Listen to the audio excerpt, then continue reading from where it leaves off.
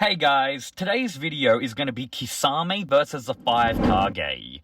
Now we're going to try to decipher how he would fare against all of them individually, and then do them all at the same time. Now I don't think there will be much of a fuss that Kisame is going to be stomping Gaara and Mei. Kisame's massive water attacks would logically negate Gaara's sand, and he should be overpowering Mei's own water style and lava style with his own water style jutsu. Mei does possess her boil style, but with Kisame's massive AoE water ninjutsu and his ability to cut through chakra with Samihada, then he should be taking Mei and Gaara out with fairly low difficulty. Now, Tsunade is more of an interesting one. She has her monstrous strength and her pseudo form of invincibility when she activates her mitonic regeneration. Now, Kisame's able to keep up with a 6th gate guy, and depending on how you argue it, you could say he was keeping up with a 7th gate guy. So Tsunade could very potentially have a lot of issues even being able to land a hit on Kisame. It doesn't help that if they're fighting in close combat and Kisame's using his speed to dodge Tsunade, that he could use those openings to chip away and drain Tsunade's chakra with Samihada. Now, even if Tsunade did connect, I would also argue that it wouldn't be able to kill Kisame in one shot.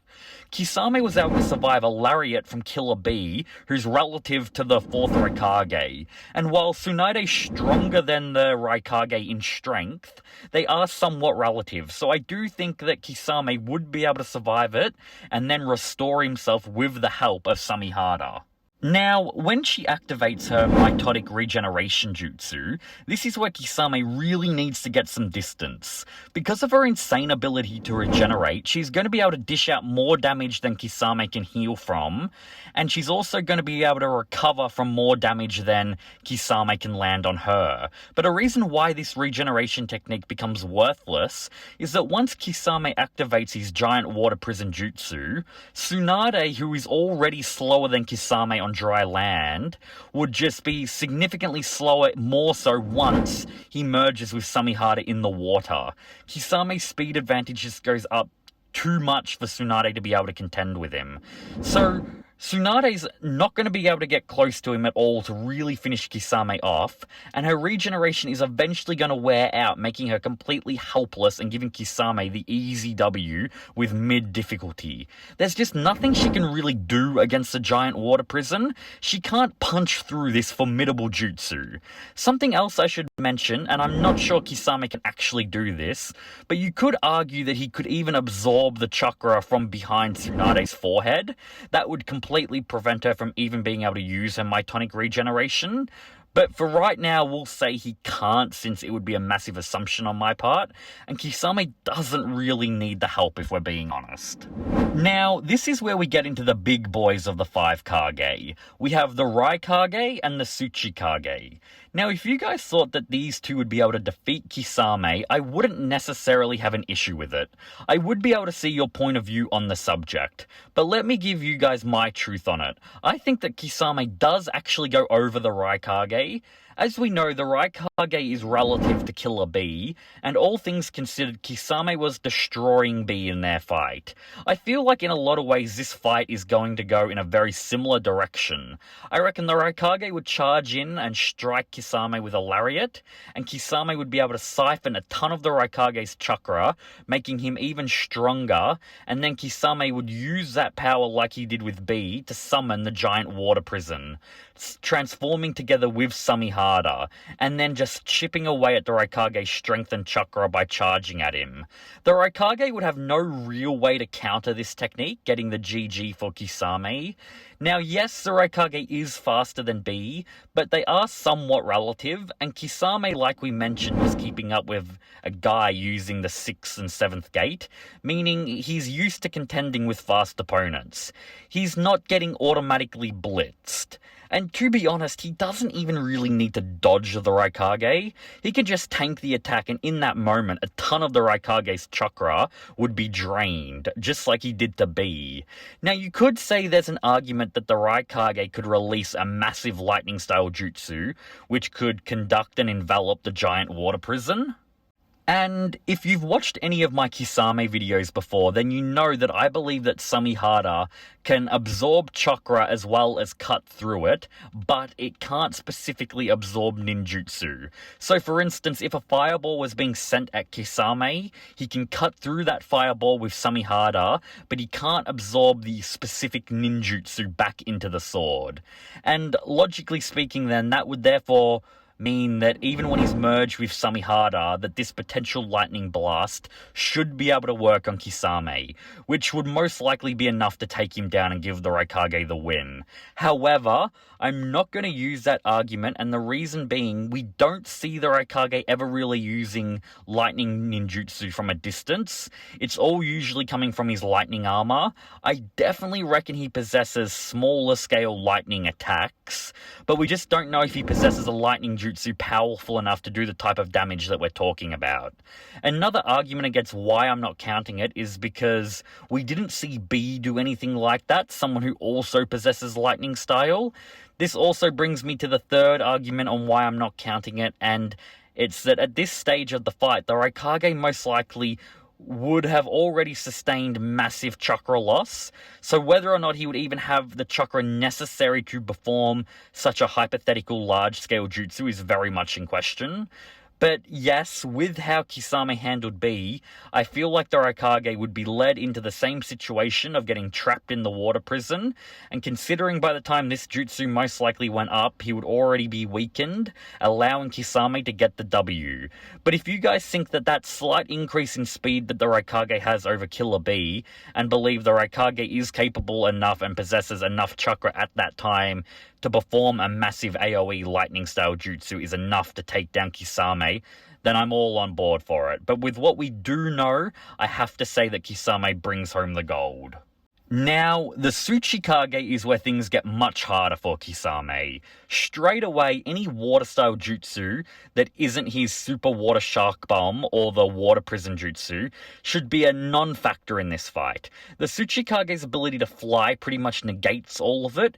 Even massive AoE attacks like the Thousand Hungry Sharks shouldn't really be able to do anything to the Tsuchikage. He would just take to the sky. And even if some attacks do reach him, Onoki's a master of Earth style, which should be enough to defend against Kisame's attacks, putting most of Kisame's arsenal out of commission. And it gets worse because Kisame's main ability of absorbing chakra with Samihara wouldn't really work here either, thanks to Onoki being able to fly and keep his distance. Seriously, in a show where barely anyone can fly, flight is such a freaking broken ability. Now, this leaves Kisame with only two options. One being his super water prison jutsu, that unlike with the other four Kage, probably wouldn't work. Because let's say that he does trap Onoki in the water prison, and that is a big if, Onoki could just start firing off particle-style blasts that could start destroying parts of the water prison. If he used the particle style continuously and turned while firing it, he could most likely take out the whole prison and even potentially make some sort of omnidirectional particle style attack that would just completely vaporize all the water prison at once, and most likely Kisame along with it, making the giant water prison more of a complete detriment in this fight. Now, like I said earlier on, Samihara won't be playing too much of a part in this fight, because Kisame will have a real hard time closing the distance. But he could potentially use it to cut through some of Onoki's particle styles. But something he could use instead of Samihara, and something much more effective, would be his Super Water Shark Bomb Jutsu, where if Onoki fired a particle style at him, Kisame could use this technique to counter it, because the shark would start devouring the particle style and grow bigger and bigger and faster. Now, this could potentially take Onoki out depending on how fast you want to scale this jutsu. Because if you use the argument that it's scaling to 7th Gate Guy's Hirodora because the two attacks met at the middle at about the same time, then this plus the boost that it would have got from the particle style should definitely give Kisame a potential win con. And yes, I know that Kisame fired that shark bomb first, but Guy used Hirodora literally right after, and the two speeds seem somewhat comparable, even though you would give it to Guy. I also say win con here, not definite victory, because it all depends on how the experienced old Kage is fighting. If he's a significant distance away from Kisame, it might give him the time necessary to throw up some earth shields long enough to hold off the Shark Bomb Jutsu until he's able to escape. Now, this is just completely my own headcanon, but I can't imagine Kisame can use this technique repeatedly. It seemed more like his trump card that he could only use once. Now, I'm really torn because before I made this video, I had decided that the Tsuchikage gets the win here 100%, but I freaking talked myself out of it a little bit while making this video because of this blasted win con that I just freaking invented in my head. I'm going to say, logically speaking, Onoki probably wins this, and he has more win cons in this fight than Kisame, and he's just a very good foil to the monster of the Hidden Mist. But I do reckon that a potential amped particle-style absorb super water shark bomb jutsu could definitely take the old man out, but the official answer has to be a W for Onoki, the fence sitter. Now, let's just quickly go over Kisame versus all of the Kage. And if you're asking, Jack, why am I bringing this up when I just said Kisame lost to the Tsuchikage? It's mainly because people find the subject interesting, and I want to give my thoughts on it. Not to mention, a group fight is more involved than a one-on-one fight. You need to take into account your allies and adjust your plan accordingly. Now, let's face it, Kisame's only win con here is us shoving our controller up his ass and having him activate the super water shark prison jutsu immediately and trap the 5 Kage in it. Now, interesting enough, the Tsuchikage actually loses the ability to be able to get out of this jutsu. The reason being, he would very likely take out the other Kage. The particle style is just too dangerous, and if he tried to destroy all of the water prison, then he would very likely get his allies caught up in it. So funnily enough, if it wasn't actually for the Raikage, Kisame could actually potentially take them all out with this jutsu. The reason the Raikage prevents it, and why he couldn't before in the one-on-one fight, is that to have any chance in this fight, Kisame needs to trap all the Kage immediately. Meaning they're at full power, they haven't had their chakra drained at all. Which would lead me to believe that the Raikage would be able to take some of the Kage and just kind of blitz out of the water prison. And even if he couldn't, him trying would allow the other Kage to get out.